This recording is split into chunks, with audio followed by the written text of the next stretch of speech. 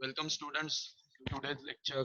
Today we are going to study with the new concept from your pharmacology syllabus of the semester 5, the antihypertensive drugs. The antihypertensive drugs. First of all, we have to see what are the objective of today's lecture. So these are the learning objectives. What we are going to learn in today's lecture is the classification of antihypertensive drugs, then antihypertensive mechanisms of different drugs like diuretics, then angiotensin converting enzyme inhibitors, then angiotensin receptor blockers, then beta blockers, alpha blockers, then calcium channel blockers, and vasodilators and central sympatholytics. So the next objective is the present status of above mentioned group of drugs. Present status means currently are they been in the use or they are been out of the use for the treatment of antihypertensive therapy. Then next objective is we can able to learn or we will learn the common adverse effects of all antihypertensive drugs that we are going to discuss. Then we will discuss about the pharmacotherapy of hypertension, then pharmacotherapy of hypertensive emergencies, and preparation and dosage of commonly used drugs of above mentioned groups like diuretics and other antihypertensive drugs. So next is what? Let us see the classification of antihypertensive drugs. So we know the definition of hypertension. So hypertension is the rise in the blood pressure beyond the normal. The normal blood pressure is ranging between 120 by 80 mm of Hg. But when it is rising beyond this certain level, the hypertension persists, and we have to use the various drugs to control or maintain the blood pressure towards the normal range. So the antihypertensive drugs are used to lower blood pressure in hypertension. Hypertension is a very common disorder, and it is particularly in a person's past middle age beyond 45 years of age. It is not a disease in itself, but it is an important risk factor for cardiovascular mortality and morbidity. The cutoff manometric reading between normotensive and hypertensive is arbitrary. Means we can say there is a no perfect cutoff, but the normal range is 100 to 140. Beyond 140, you can say there is a persistence of the hypertension. There is a different types of blood pressure, systolic blood pressure, diastolic blood pressure. But today we will focus on the drugs which are used to treat the hypertension. So the diuretics are the first primary class of antihypertensive drugs. So diuretics have different classes like thiazides, then high ceiling diuretics, and potassium sparing diuretics. In this slide, I have mentioned the mechanism of action of each class of antihypertensive drug. Like diuretics acts on kidney to increase the excretion of potassium, sodium and potassium, then water that decrease in the blood volume and decrease the blood pressure. Then next is the antihypertensive drugs class is the angiotensin converting enzyme inhibitors. They are also called as the ACE inhibitors. So captopril, linezolid, enalapril, lamivudine, all the pril series drugs are coming under the ACE inhibitor. So this is one of the trick by which we can remember the angiotensin converting enzyme inhibitors. So pril, that is the suffix here, PRIL, pril, which can be used to identify the class of the antihypertensive drug. The mechanism of action is very simple here. As the name itself mentions, it's These are inhibiting the angiotensin 2 conversion to decrease the peripheral resistance.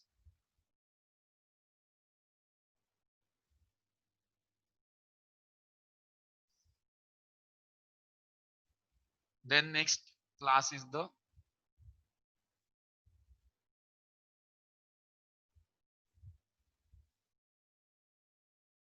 angiotensin blockers.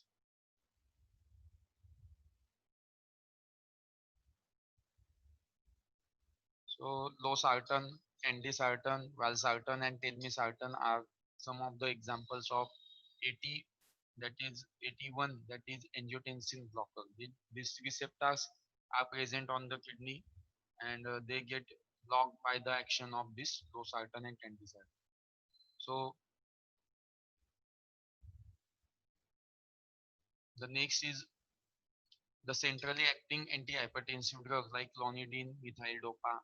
These are acting on the central alpha 2 A receptors to decrease the sympathetic outflow and reduce the fall in blood pressure. The next antihypertensive drug is the beta adrenergic blocker. That is, we can call it as a beta adrenoceptor blockers. So these are having subclasses like non-selective.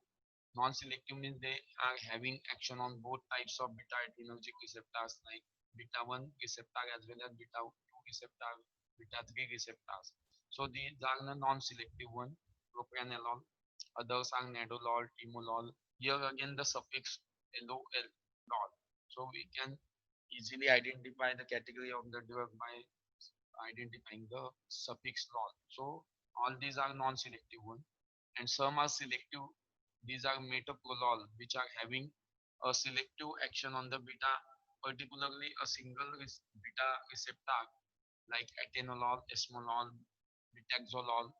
Okay, so proceeding to the next, beta and alpha adrenergic receptors. So these are again non-selective one, which can having action on both sympathetic receptors, that is alpha receptor, as well as the beta receptors.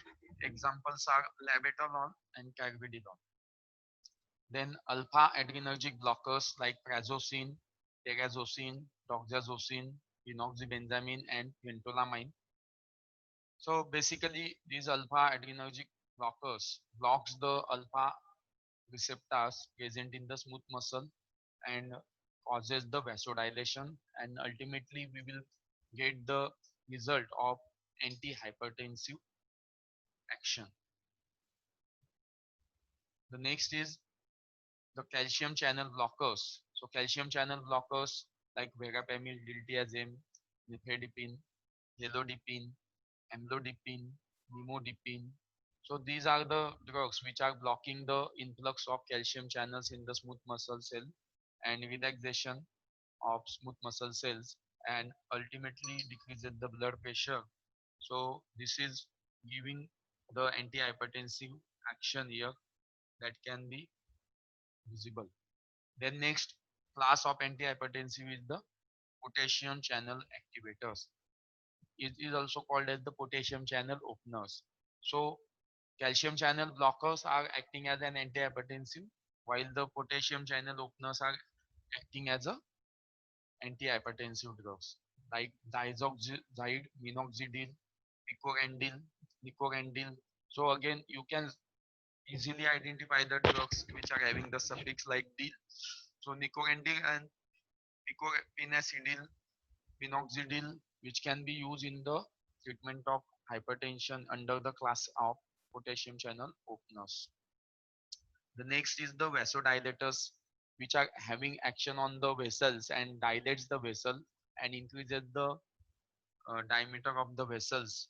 Some are the arteriolar vasodilators. Examples are hydralazine, and some are the arteriovenular like sodium nitroprusside. So this is the, we can say, the antihypertensive drug classification. So it is a very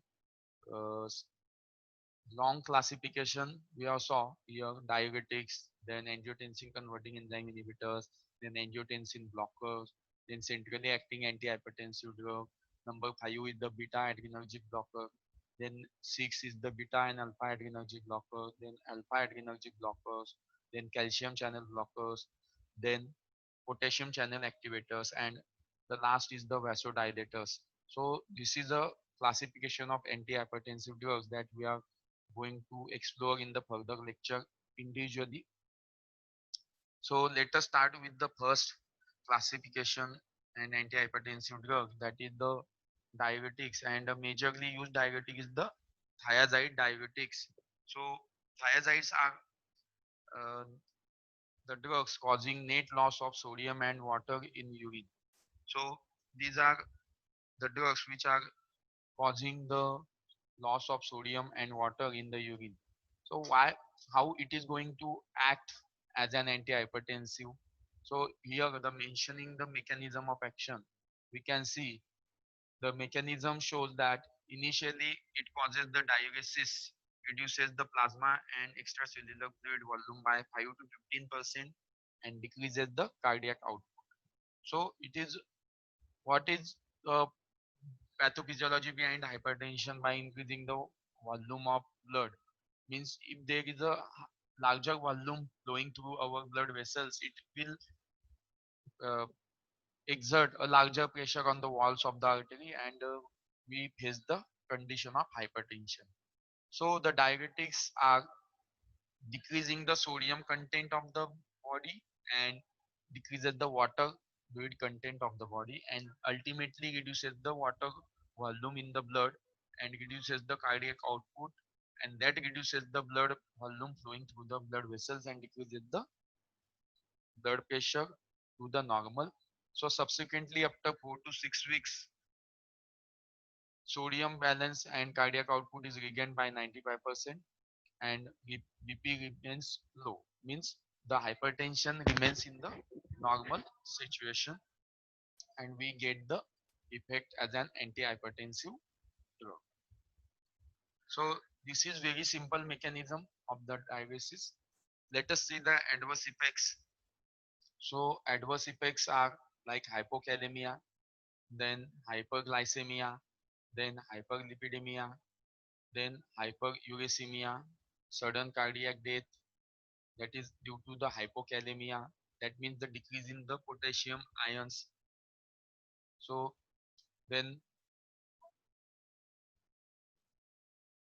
so here you can see this is the adverse effects of diuretics, that is specifically to the thiazide diuretics. The next class of the diuretic is the potassium sparing diuretics. So these potassium sparing diuretics are like, which are preventing the potassium loss, as we have saw in the, that is not prevented by the thiazide diuretic. Means thiazide as well, they are increasing the loss of sodium as well as the potassium, while the potassium sparing diuretics inhibiting the loss of potassium but causes the loss of sodium. So we are getting the benefit over the thiazide diuretic, and some in the treatment of hypertension, we also saw that the thiazide and potassium sparing diuretics are combined therapeutically. Like here, the combination has been mentioned. Triamiterene plus benzathiazide is a popular one, and sometimes potassium sparing diuretics like it is also combination with the indapamide. So indapamide is used in the treatment of hypertension. The next third is the antihypertensive diuretic is the loop diuretics. The name itself indicates its site of action. You can see the loop, that is the loop of Henle, which is present in our kidney in the nephron, and where the major exchanges of sodium and potassium ions takes place, chloride ion takes place. So this is the one of the major site of diuretics where it is showing action. So loop diuretics act on this loop of the nephron or Henle, and causes the sodium deficient state, and which is one of the temporary condition, and which is used in the complicated cases only, and it is not generally used because the thiazide diuretic is one of the popular one and very primarily used in the treatment of hypertension with the combination of other classes of the antihypertensive drugs. So the next antihypertensive class is the ACE inhibitor. So inhibitors are the drugs which are acting on the conversion of angiotensin 2 to angiotensin. So here you can see the captopril, lisinopril and enalapril are having action on the conversion of angiotensin 1 to angiotensin 2, and this enzyme is inhibited, that is angiotensin convertase enzyme here. So angiotensinogen, which is a peptide converted to the angiotensin 1 by the action of renin enzyme, and angiotensin 1 is later converted to angiotensin 2 and by the action of SE, that is angiotensin converting enzyme. So our angiotensin ACE inhibitors are specifically blocks this step and prevents the conversion of angiotensin 2, uh, formation of angiotensin 2, and this angiotensin 2, which is responsible for the action on the our receptor, that is angiotensin receptors and angiotensin 2 receptors. So if there is a decrease in the formation of angiotensin 2, that will decrease at the action on the receptors and decrease at the increase in blood pressure, that is hypertension. So angiotensin converting enzyme is inhibited by these drugs specifically, and this takes place in the kidney, and the renin is one of the enzyme which is primarily responsible for this angiotensinogen conversion to the angiotensin 1. The Let us see the individual drugs, their pharmacology. The captopril is one of the sulfhydryl containing dipeptide, and this abolishes the hypertension.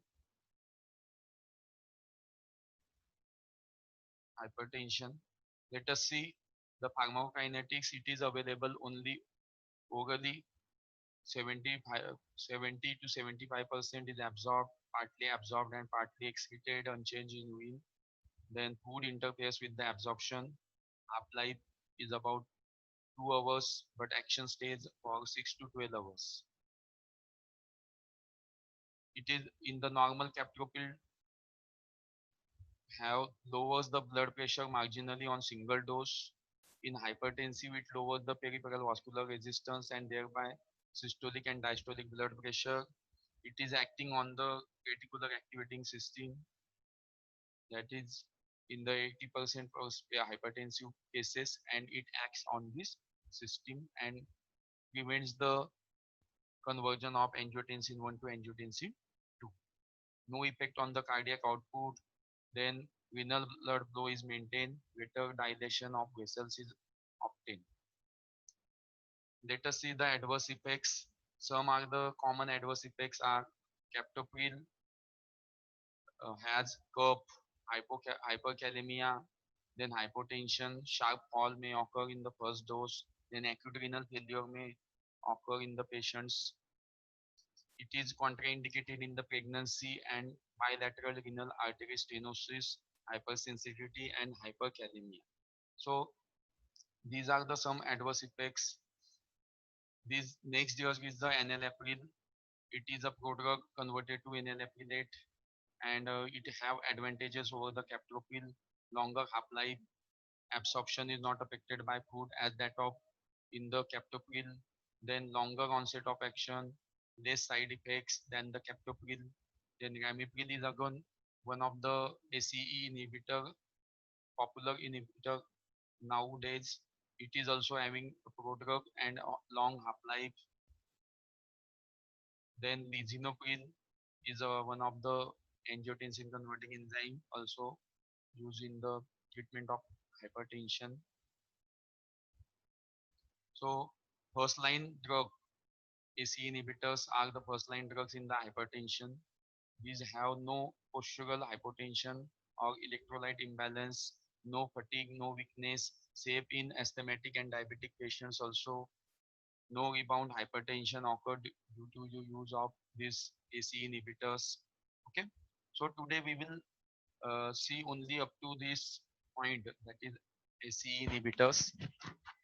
Let us see the other uses of ACE inhibitors in the hypertension, in the congestive heart failure, then in the myocardial infarction, then prophylaxis of cardiovascular risk subjects, then diabetic nephropathy and scleroderma crisis.